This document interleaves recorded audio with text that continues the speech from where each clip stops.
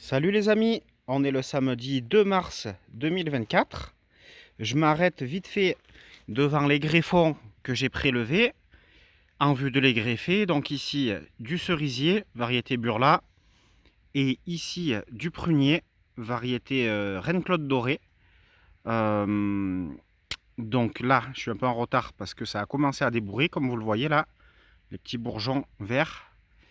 Cerisier, je suis encore dans les temps. Donc j'ai prévu de greffer le burla sur cerisier sauvage, que j'ai des cerisiers sauvages qui ont fait des semis spontanés sur un autre terrain. Et puis j'ai récupéré un petit mirobolant, donc qui servira aussi de porte-greffe pour les Reine-Claude dorées. Mais c'est pas de ça dont je voulais vous parler les amis aujourd'hui, alors que là on voit le joli poirier là qui débourre bien aussi. Ce dont je voulais vous parler aujourd'hui et qui est d'actualité ici, c'est la plantation des pommes de terre nouvelles. Donc que j'ai l'habitude de planter ici en Ardèche au 1er mars.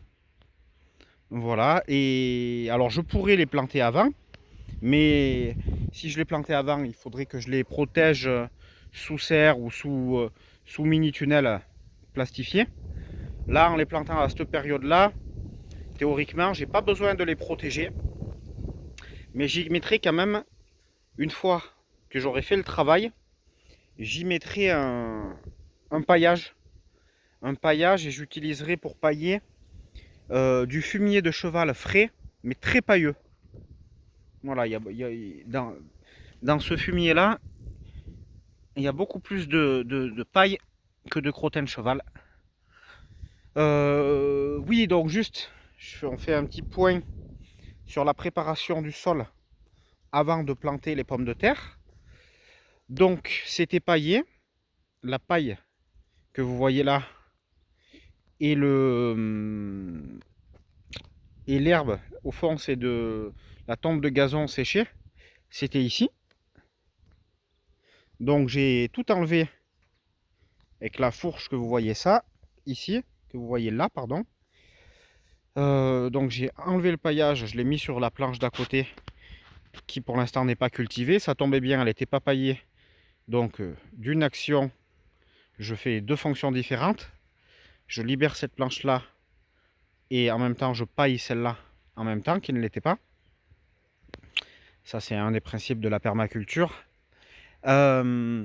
Et donc, une fois que la planche a été dépaillée, j'ai quand même travaillé le sol à la grelinette pour le décompacter et donc offrir un maximum d'aération du sol pour les plants de pommes de terre.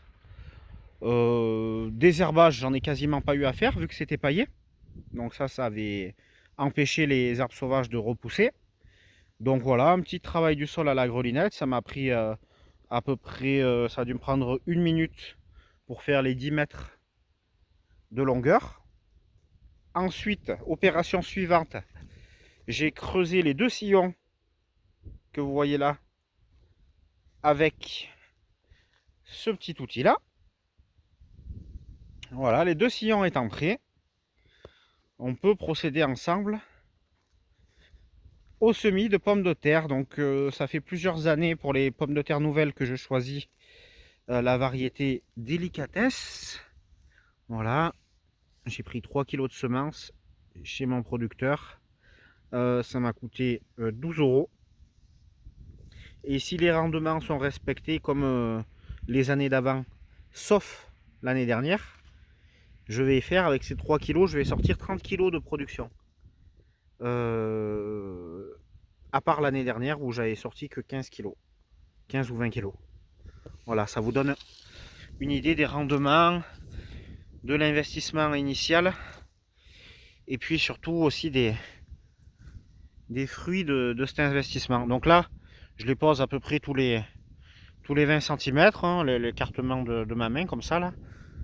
À peu près, hein, c'est pas besoin de mesurer.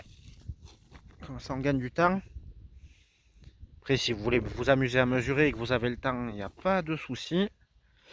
Mais moi, ça m'est assez inutile. Donc là, les plants sont assez gros cette année, je trouve. Des fois, ils sont un peu plus petits. Hop.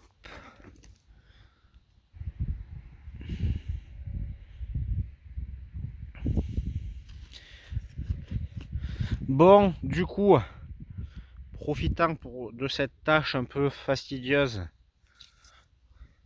pour discuter un peu, je vous avais dit que il y allait avoir pas mal de changements et de nouveautés sur la chaîne. Je pense que c'est le moment de vous en parler. Donc, comme je vous disais, je sais pas si je vous l'ai dit, mais j'avais presque hésité à arrêter le potager et donc du coup à arrêter la chaîne YouTube parce que j'ai créé mon entreprise et que j'ai la chance que ça fonctionne bien, donc j'ai énormément de travail, mais en même temps le potager ça reste une passion et je sais que si je jardinais pas, je pense que je serais moins heureux dans ma vie. Et l'autre raison, c'est que le potager, c'est quand même très lié à mon activité d'espace vert, d'entretien des espaces verts, de gestion des nuisibles et de création de potager. Donc j'ai décidé non seulement de continuer à jardiner, mais de continuer à faire des vidéos YouTube et d'essayer de les améliorer. Voilà. Et pour ce faire, déjà je pense que la première étape, ça va être de changer le nom de la chaîne. Et du coup, je pense ça s'appellera plus Au potager de Bruno. Ça s'appellera Solutions Jardin et Nuisibles au pluriel pour en fait mettre le même nom que le nom de mon entreprise. Donc pour ceux qui ne connaissent pas déjà le nom de l'entreprise ou l'entreprise en elle-même, vous pouvez aller sur Facebook ou sur Instagram et du coup ça s'appelle Solutions Jardin et Nuisibles au pluriel. Et vous pourrez même voir ma tête. Parce qu'il y a certaines publications où je mets ma tête. Sur la chaîne YouTube, je me suis jamais filmé personnellement. Enfin, j'ai jamais filmé ma tête. C'est pas que je veux être passé incognito, mais pour moi la star c'est pas moi, c'est le potager. Mais là, dans les évolutions que je veux donner à la chaîne, avec des tutos peut-être un peu plus détaillés et un peu plus poussés, peut-être faire un peu du montage vidéo, pour avoir des séquences, des séquences un peu spontanées, comme celle-ci, comme ce que je fais jusqu'à maintenant, puis des tutos peut-être un peu plus détaillés, un peu plus décomposés peut-être. Du coup, il faudra peut-être que je me filme en entier en train de travailler, donc ça veut dire également acheter de l'équipement. Voilà, donc pour toutes les évolutions que je compte faire à partir de maintenant, j'aimerais bien que vous me donniez un peu vos avis en commentaire. Qu'est-ce que vous en pensez? Est-ce que vous pensez que c'est une bonne chose? Est-ce que ça vous dérange? Est-ce que ça vous dérange pas?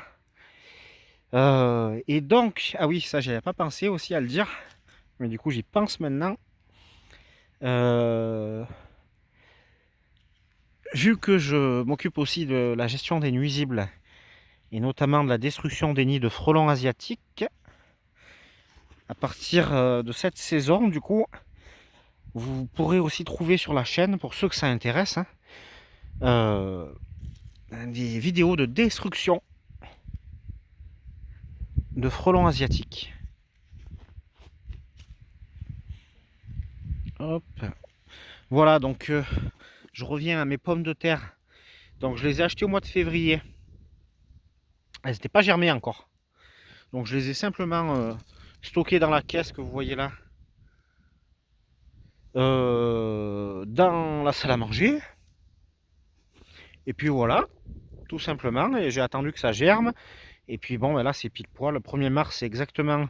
Je voulais les planter au 1er mars. On est le 2. Pour une fois, je suis dans les temps. C'est bien, c'est cool.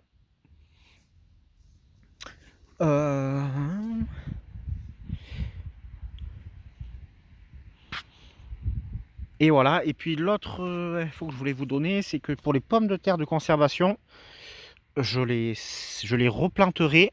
Donc ça, c'est une autre variété. Je les replanterai au 15 mars, à la mi-mars. Voilà les amis, le travail est effectué. Il m'en reste 3, 6, 8. Il m'en reste 8. Alors j'ai pas envie d'entamer une autre planche pour les pommes de terre. Donc je vais les intercaler. Tant pis si l'espacement est moins respecté, c'est pas très grave. Mais pour 8 pommes de terre, je vais pas attaquer une autre planche. Donc ça c'est fait. Après ce que je fais, mais ça vous le verrez pas sur la vidéo parce que voilà, il n'y a pas de montage et que ben, on est déjà à 11 minutes 30 de vidéo. C'est qu'après délicatement je viens les enfoncer un tout petit peu plus, voilà, comme ça, et après, une fois que c'est fait, je rebouche les sillons et je peux le laisser comme ça ou le pailler. Et là j'ai décidé de le pailler, d'autant plus qu'ils annoncent de la pluie à partir de cette nuit et que c'est pas bien bon que la pluie vienne battre comme ça une terre mise à nu. C'est pas bon du tout. Donc du coup je vais pailler pour déjà protéger de la battance de la pluie, pour protéger du froid si jamais il y a des gelées tardives,